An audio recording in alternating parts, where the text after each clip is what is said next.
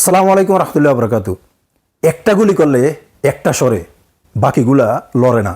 ওই বাকি লোকগুলোই ছিলাম আমরা। এমনই জানামুই বক্তব্য দিলেন সংসদের মধ্যে শফিকুল ইসলাম মাসুদ ভাই।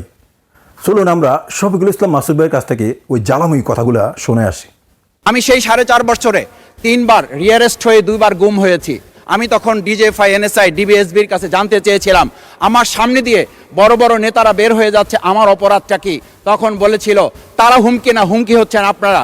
আমাদেরকে যখন শেখ হাসিনার শেষ সরকার নিষিদ্ধ করেছিল তখন তারা 14 দল মিটিং করে বলেছিল এই জামাত শিবিরই হচ্ছে সবচেয়ে বড় সমস্যা, তাদেরকে নিষিদ্ধ করলে এই আন্দোলন থেমে যাবে।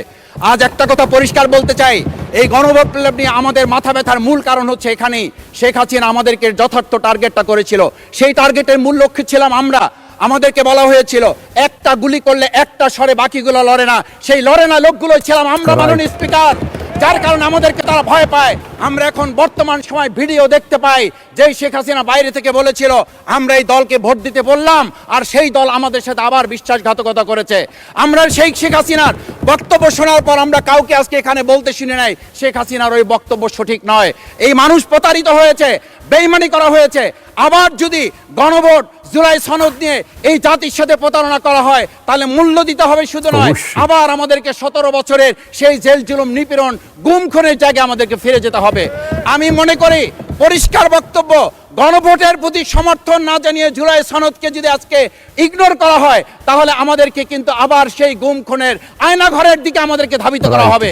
আমি মনে করি গণভোটের বিরোধিতা করার অর্থ হচ্ছে আমরা আয়নাঘরকে সমর্থন করতে চাই। গণভোটের বিরোধিতা করা মানে হচ্ছে 70% মানুষকে আমরা অন্যায্যভাবে তাদেরকে আবার ধিক্কার জানাতে চাই।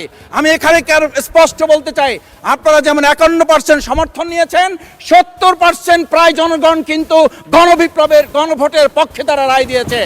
আপনাদের চেয়ে সেই 51%-এর তুলনায় সেই 70% প্রায় গণভোটকে যদি আপনারা ইগনোর করেন তাহলে আমি বলবো আমার বাউফল, আমার পটুয়াখালী শুধু নয়, গোটা বাংলাদেশ আবার জেগে ওঠে গণভোটকে তারা কার্যকর করতে।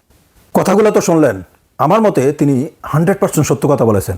কারণ আমরা যদি আজ এই গণভোটকে যদি অস্বীকার করি তাহলে আমাদেরকে বিগত জালেম সরকারের আমলে ফিরে যেতে হবে।